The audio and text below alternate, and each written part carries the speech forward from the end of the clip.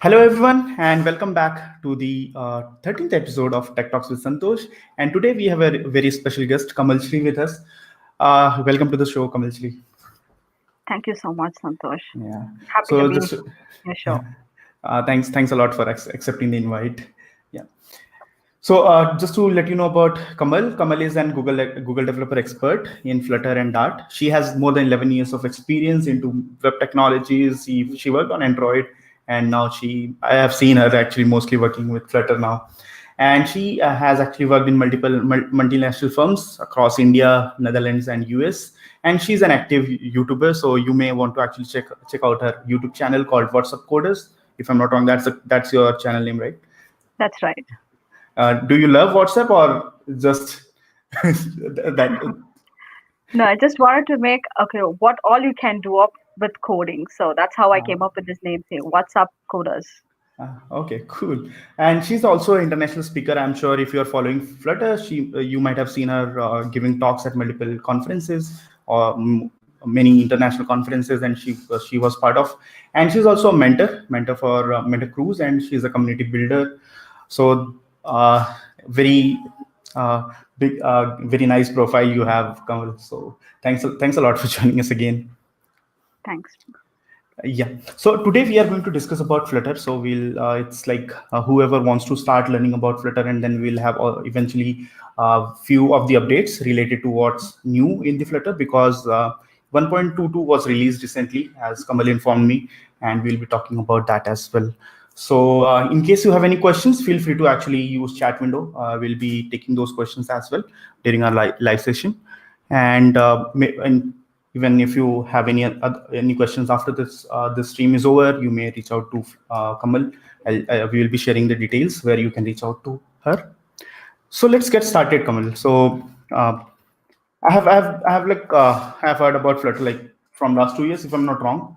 hmm It didn't exist before that. So if what I have to actually how you will introduce Flutter to a new person who is actually just coming into the industry. So what is Flutter? Okay. That's definitely an interesting question because even if I have to talk about a product to someone, I need to gauge my audience. Whom am I talking this to? Whether am I talking to a student who's very new to the IT field, or am I talking to someone who is like a very professional, who's an experienced IT developer, or I'm talking to someone who's a non-techie person. So Hmm. whenever if I have to explain something, I see my audience and then I try to talk about it. So Okay. I have different definitions for Flutter. So if Uh-huh. it's a student, I would say if you really want to build a, a mobile application which is cross-platform and Hmm. using a single code base, try with Flutter. If it is a non-technical person, I would say you want to build an app so that it runs on all the applications, whether it could Hmm. be iOS or Android or even web now, desktop later, then go for a Flutter. Okay. And if I have to talk to someone who is a little more technical, someone who has been programming, then I Hmm. would tell this is a kind of a UI toolkit which is from Google that actually helps developer. A point to be noted because at the end of the day, developer is the one who's actually going to use the product day in and day out. So if you really want to build something beautiful, high performance, high quality native apps across Hmm. multiple platforms, then definitely go for Flutter. Oh, that's And good. yeah, Hmm. so if this is all about Flutter, then I would say no. There is something more also to it. There are Hmm. two features which I would say which is predominantly making Flutter the best is it's the underlying framework, which is the Hmm. layered architecture, and which kind of gives you a control over every pixel on the screen, or it's because of the fast performance because Hmm. it's been hardware, the same hardware accelerated Skia 2D graphics engine, which underpins Chrome and Android. That's the same thing that's also available in Flutter. And that's Hmm. the reason that you have like it supports glitch free or jank free graphics. You get Oh. that smooth transitions when you moving from Hmm. one screen to another or those animation. So these are the Hmm. reasons I would say what is Flutter and how different it is or how it makes it different from the rest of the framework. Hmm. Okay, that's pretty cool. So, moving on to our next question. So Mhm. you also already mentioned few parts, but if I have to compare, right? So of course, whenever there is a new technology or new framework which is available, people often compare first, right? So okay, so if I have to actually move my product, let's say from native development to Flutter, why should I do Mhm. that? Or if I have to move from, let's say, something like React Native, which is also a big market, right? So Mhm. why should I choose Flutter? So how you will convince others to actually move to Flutter, or what are the main advantages which we have? I think it's a very interesting question, which I get at the conference because people really attack me with this question, whether it could be a React or a different native developer or someone. Mm-hmm. And that's actually really putting us on spot. So what I would say is that rather than talking about difference, when I say, see, if there are two products in the market, Mm-hmm. definitely there's a lot of visual and feature-wise difference. Yeah. But for me, if I have to really point out how Flutter is different from other frameworks, I have to Mm-hmm. really go for a comparison based Mm-hmm. on what is your usage. Whether are you Okay. looking for a performance when you're building apps, or are you looking for an architecture? You're more focused on that, or are you Mm-hmm. more focused on building complex apps or testing? So understand your requirement and then see how Flutter is different from other framework. So I'm not going Mm-hmm. to say Flutter is the best. So it Okay. basically depends on your use case and your project requirement. That makes Mm-hmm. Flutter different from other platforms. So that's how I start. Mm-hmm. So couple of features that I would say is first thing performance, because whenever you're developing apps or any application, performance is a must. Yeah. Of So course. yeah. So if compared to all of the other things, if I have to say Mm-hmm. React Native is somewhere very close to Flutter, and people, and it has this very slight line, a very thin line that I can actually draw between these two frameworks. So I understand what are those two frameworks, and then I start judging the performance or other things. So yeah, the first thing if I have to say about the framework, um, Flutter is better performant when compared to the other framework, which is React. Mm-hmm. That's because of this JavaScript bridge that's lying between the native modules. That Mm-hmm. actually is the reason it takes more than, I would say, 16 milliseconds to render the program. But Okay. when it comes to Flutter, that's not the case because we do not have the bridge to communicate between the modules.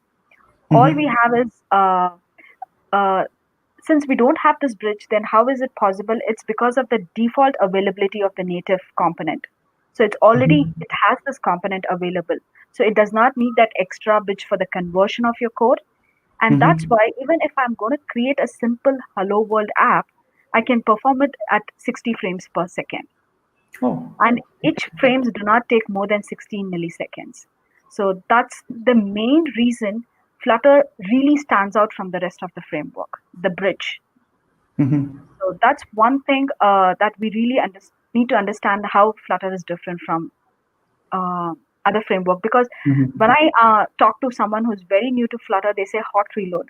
Definitely, React Mm-hmm. also has a hot reload, Right. but we have to think a little more from a developer's point of view and how you can convince your client while picking up projects. Mm-hmm. And then, as mentioned, the architecture, again, we have this bridge between your native thread and your JavaScript thread. But in your Mm-hmm. Flutter, it's all layered, one below the other. So, first, your Dart code. In fact, Dart is the programming language for Flutter. So, you have Mm-hmm. your Dart code, and then you have your simple components like widgets, and then your application is built upon this framework with the top level, and then your widgets, then your rendering layers, and then your animation layer exists for the transfer of API calls. So it's all kind of layered architecture. So that Mm-hmm. also makes it a better way of analyzing and viewing things. And then, if I have to say a couple of other points, is the complex app. Because these days, if you're just learning to build apps, you have small apps. Yeah. But if in real time, you never get small apps. Everything is a complex app with dealing with all real time data. So, if I would say the important note here is Flutter is a good solution because it's usually used for building this minimal valuable product. Because Mm-hmm. build faster prototypes when you are going to mostly likely to experiment with them. And yeah, so for these things, and the final feature that actually makes me different from Flutter to React is the testing purpose. If I see in React, I just have the UI testing and the integrated testing. Very few unit level testing frameworks are there. If I Mm-hmm. really have to do, I have to implement the third party libraries to do that. So Mm-hmm. I still depend on them. But in Okay. Flutter, even though it's very new, we have fully supported unit, widget, integration test, and well detailed documentation also is available. So for these reasons, these are the reasons that I would say as a developer, Flutter is different from other Mm-hmm. frameworks. But I don't say Flutter is the best, but these are the features that really make Flutter stand out from the rest of the framework. Oh, that's pretty cool. So, I mean, I have also have some frameworks like, for example, Ionic.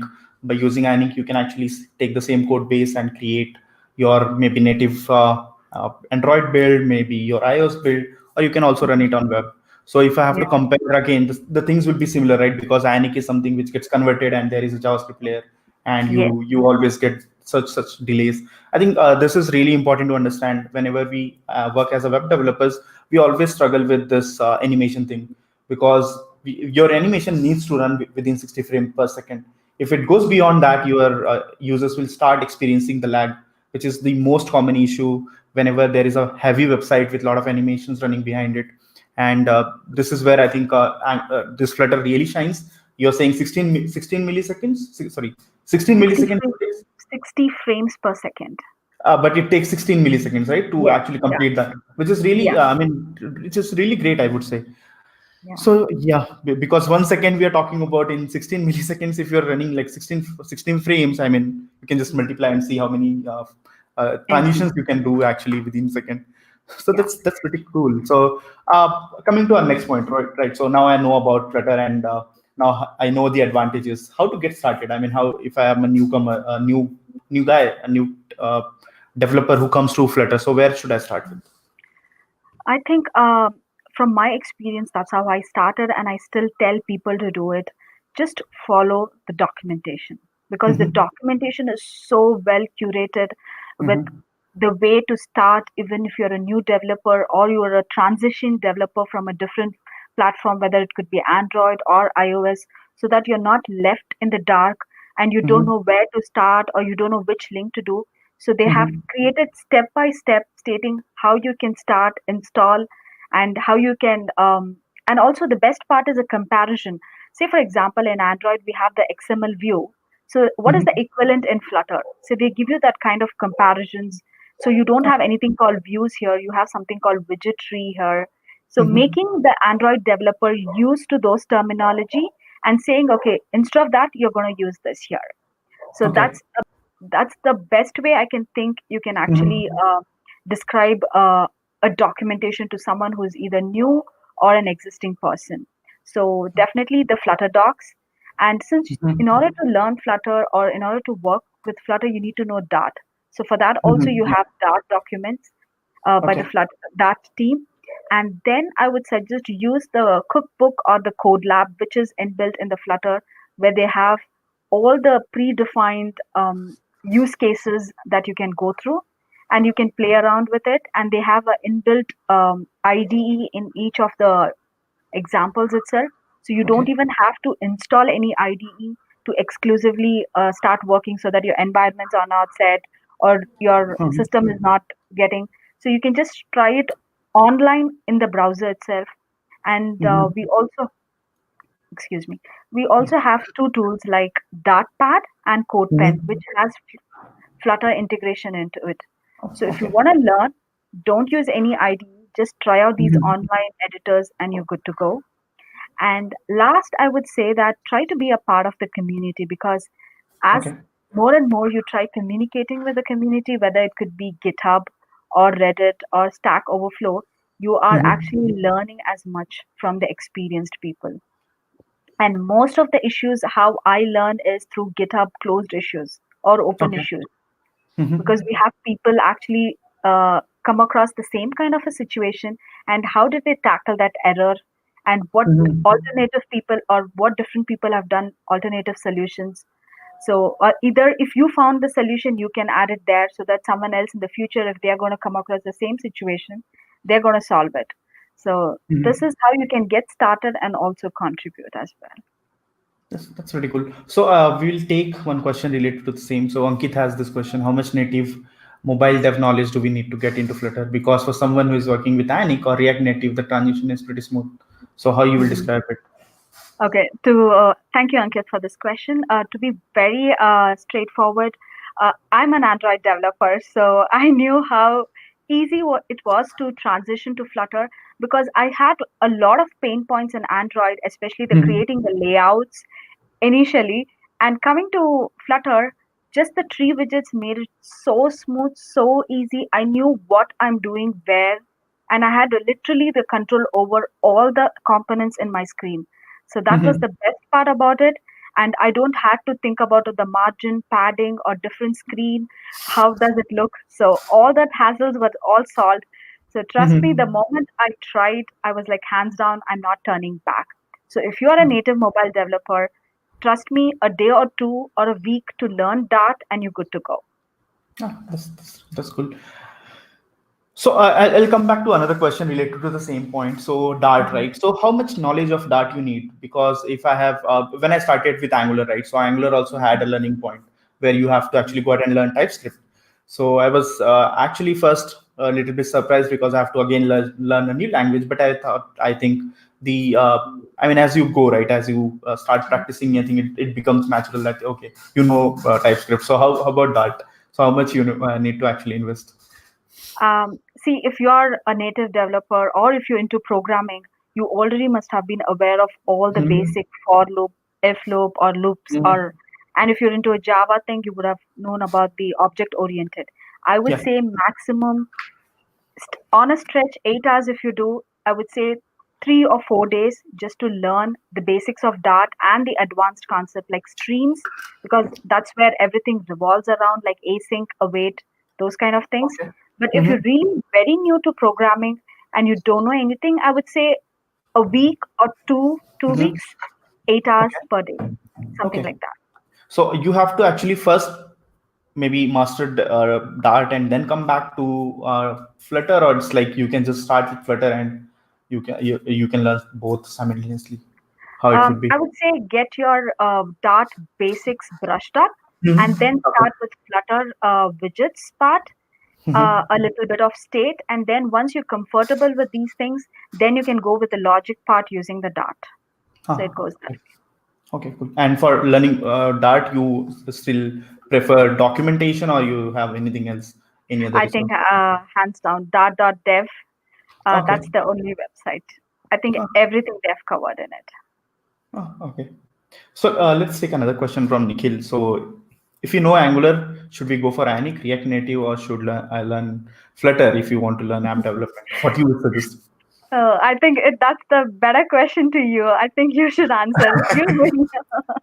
So let me Uh, see your views. So, So Nikhil, I mean, of course, if as Kamal has actually thrown this question to me, first I will I will go for Ionic because, of course, I am being an Angular developer. It's natural. I don't have to actually learn, especially in case I have to deliver something, because of course, once you have to deliver something, you have short timeline, right? So if I'm trying, I'm learning, then I'll go with Flutter, not a problem. Maybe my side project, right? So of course, I'd love to explore different technologies, so I'll go with Flutter. So I'll create something new with Flutter. But if it's client, short timeline, whatever I'm comfortable with. In this case, of course, Ionic being my preferred choice. yeah, definitely a point to be agreed, Santosh, because there is nothing wrong in trying out any technology. It's Yeah. just to see what your client likes and how it fits your project purpose. I'm sure Angular has a lot of cool features, and the Yeah. same way even React Native. So it's just your project requirement. Say, for example, I'm building an app which requires a lot of animations. It needs to be very smooth. The UI has to be very presentable. Then definitely as a person, I have to do some research and I would say Mm. Flutter. If you're Yeah. looking for something like more of a web based app, if you're from a JavaScript background and looking for something on those bases, then I would say you would be more pretty comfortable with React Native. Yeah, So it's totally your choice and your requirement. So there's nothing like bad or good or best exactly. or worst. Yeah, I mean, of course, once your clients are comfortable, they got a pretty good project. You may pitch in this idea, right? So there are few more. There is something called Flutter. Maybe if you're looking to expand your project, right, or expand your product, maybe we can actually simultaneously move on to Flutter and start the parallel development to actually move on to Flutter at one point of time. So that is something you can always suggest. And as Lars said, there are two options which are available. Native script is also another pretty good option. Native script, or you can of course use Ionic or even Yeah, PWA. So absolutely. yeah. So Ankit has another question. With Kotlin multi-platform coming in the scene, should we still go for Dart instead of Kotlin? Yeah, that's purely because I Mhm. know I've been in a Java background and I know how much Kotlin has been growing up and Yeah. how stable and how strong it is. I would say if you're pretty comfortable working on Kotlin, go ahead, do it. But if you Hmm. really want to do something on your side project and just try and see or bring out your creative side of yours, just try that. Just try it. There's nothing wrong in it. Try and see how different it is building the Hmm. same app. Say, for example, take a counter app, build the same app using Dart and build the same one using Kotlin and React Native if you're really interested, and see how is the performance. Don't go with the UI look. Everything Hmm. will look amazing. Go with Yeah. the performance, check with the memory leaks. If you Hmm. and check with the navigation, what's happening behind the stack, how things Hmm. are getting processed. That's how you need to think from a developer's point of view. UI will absolutely look stunning in all the three cases. Hmm. So, so look from a developer's point of view with the back stack and the performance, memory, because at the end of the day, this is what you need to really focus on. It's not which language. So try Kotlin also, try Dart, Hmm. experiment it, and then see what is best for you. That's good. I think you also need to take care of all the libraries, right? For example, I'm sure Flutter app as its own is not that useful, right? Maybe you have some extra libraries, Yes, we as do every have environment third has. party. Yeah, third party libraries. So I think you also take that into your consideration if you are Yeah. moving on to new technology or language. For example, maybe some library which only exists in Dart may not Yes. exist in Kotlin. So uh, that is something which may you have to actually go ahead and research on your own. Yeah, because in this release we had these calendar, image slider all introduced. So if there was someone Mhm. who had built apps prior to this version, definitely they would have they would have built a workaround, or they had to Mhm. write the entire functionality from scratch. So since Oh, it's very new, we have to give some time tr- uh, for the framework to grow, and yeah, just wait for the new features. yeah, that's cool. So again, I mean, yeah. So moving on to one question related to, I mean, I have been through the GitHub repository of Flutter. Mhm. Why it has so many open issues? I mean, I last time it was 7.5K. So I'm I not would sure about see, that. yeah, that's a good question. I would see that as a positive point, keeping Mm-hmm. that there's so many people who are actually looking for so many new features, and there are people literally trying things. Okay. So that is what I'm seeing if there are so many open issues, and Mm-hmm. definitely we are also getting a lot of stable releases monthly wise. In fact, so I can understand at the rate which the issues are getting closed. So if it's Mm-hmm. open issue, that means we have new features getting updated every day regularly by the community. Oh, okay. Cool. So a positive, you are looking at the positive side, but Yeah. okay. So because to be frank, I'm Hmm. from Angular community point of view, we have like 2.5K open issues, and we don't take that lightly, right? I mean, we are like still 2.5K issues Okay. after like 4 years, multiple releases, 11 releases so far. So of course, I mean, Flutter is 2 years old. Yeah. 2019. I mean 2018 December, almost 19. We had the first release happening. That was when But it went really live. oh, that's cool. So, but I can see it's growing really fast, more than Yeah. 100K stars. I mean, that's pretty huge.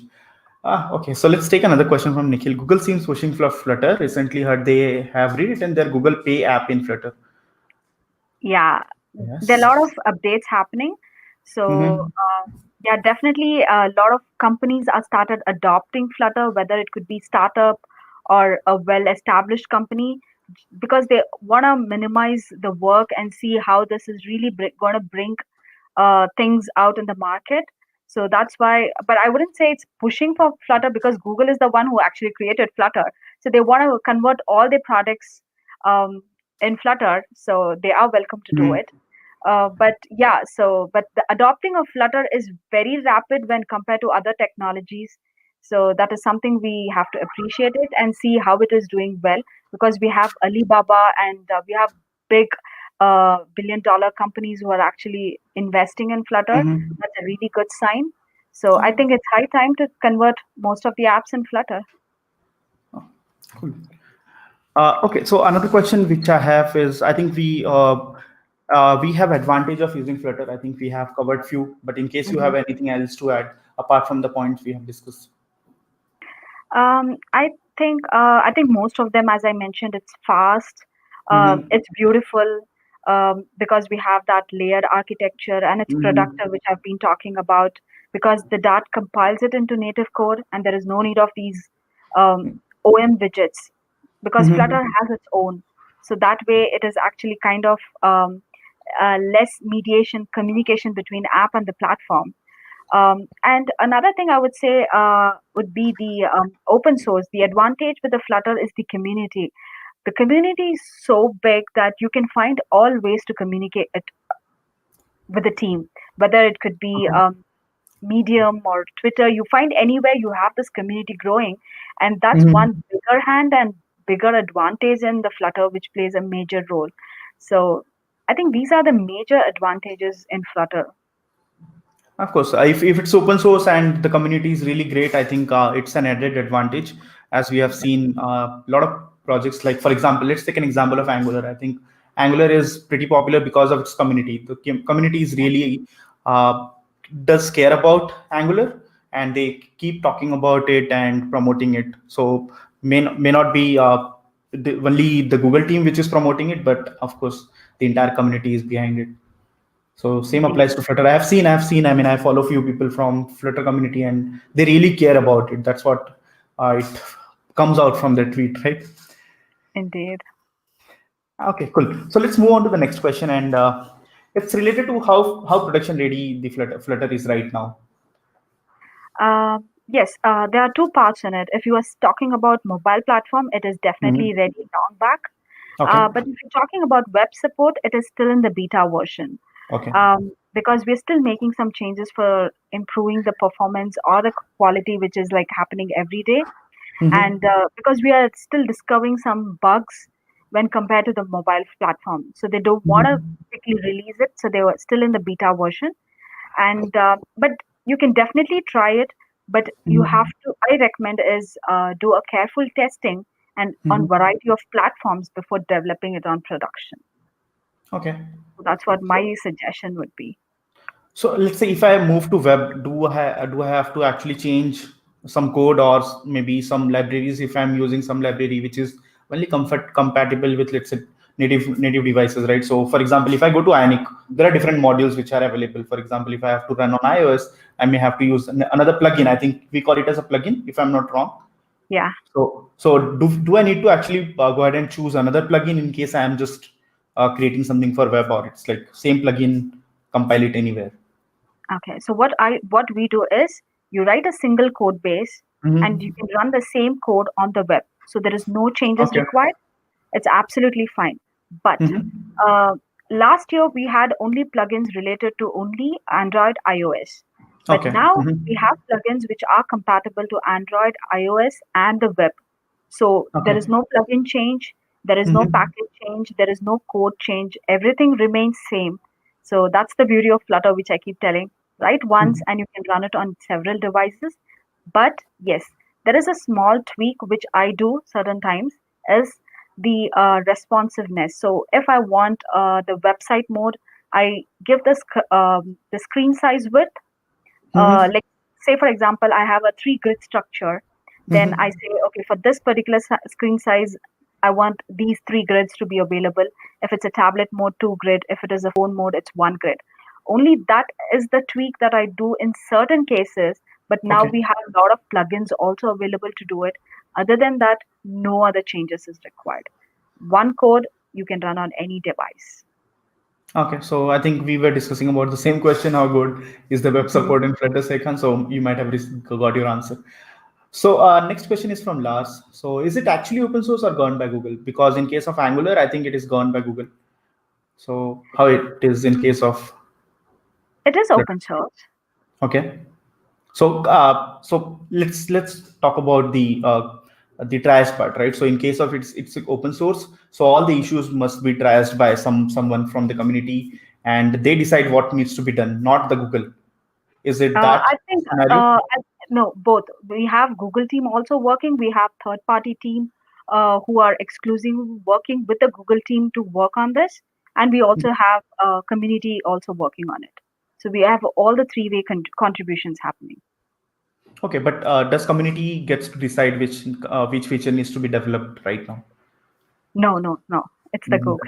It's yeah, so it's actually governed by Google. The same case with Angular. We have a lot okay. of pending issues. So okay, cool. So cool. So next, let's move on to the. I think this is the final question which we have, and in case there will be some questions on chat. So Mhm. what's new in the release of 1.2? I think they recently released stable version. So Mhm. just can you just guide us what's introduced there? Yeah, because I have a lot of features, so I thought I already had given a talk in my previous Mhm. Sydney talk, so I have a slide. So I'm just going to quickly share the slides. Okay. Let's see. Yeah.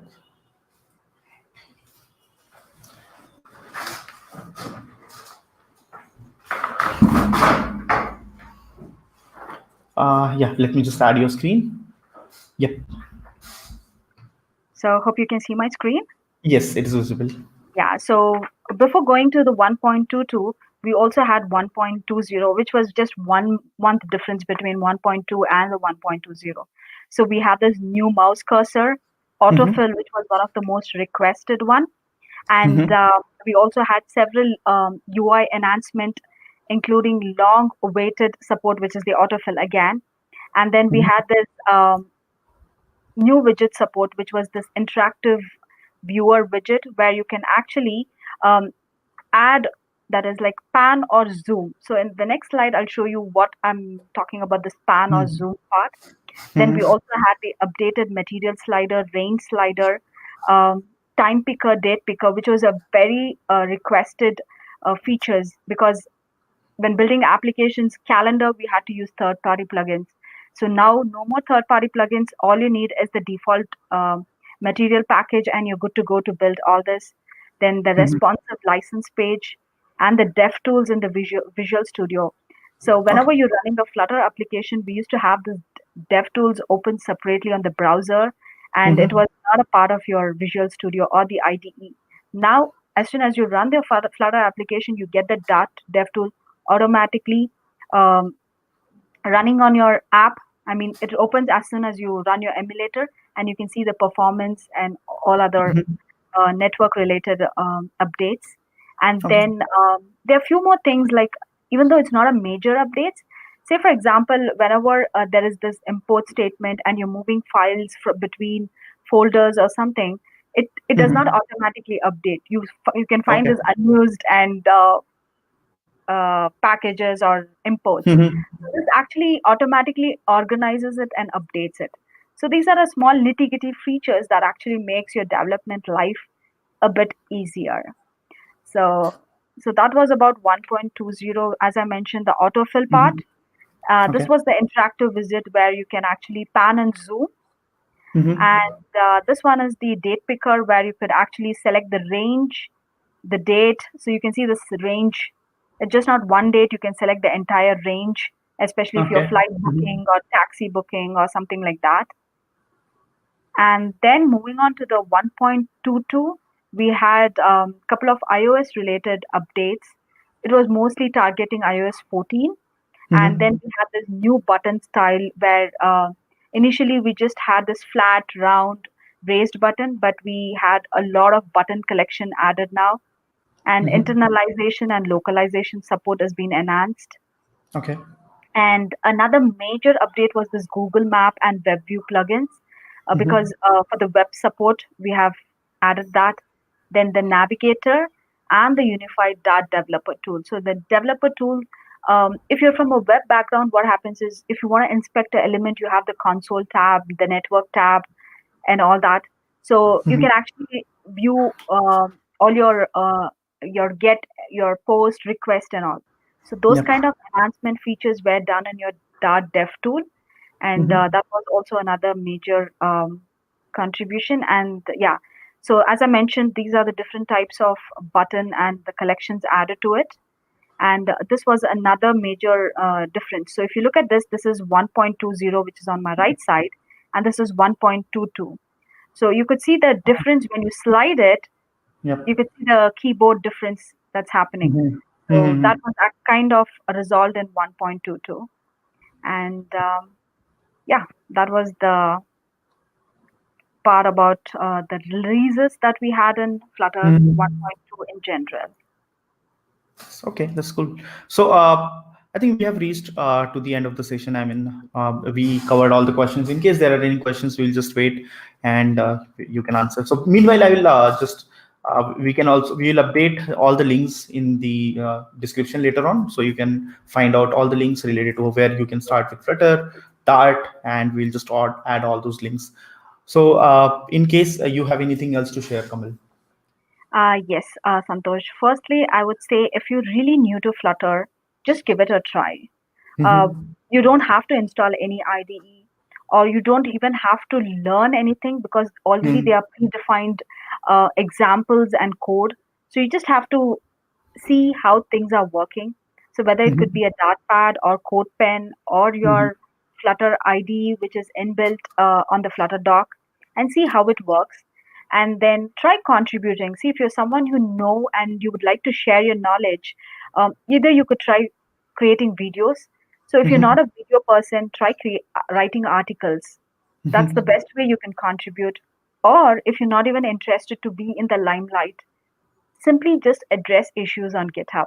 Whether Mm-hmm. it could be resolving any of the issues, or if you came across the same issue and you solved it, and you would just want to tell the rest of the world that you solved it using this solution, just add it. So that way we can at least get issues closed. And Mm-hmm. even if you find something new, you can at least create a new issue so that we'll have issues open. And Mm-hmm. lastly, I would say join the community. That's the best way to join.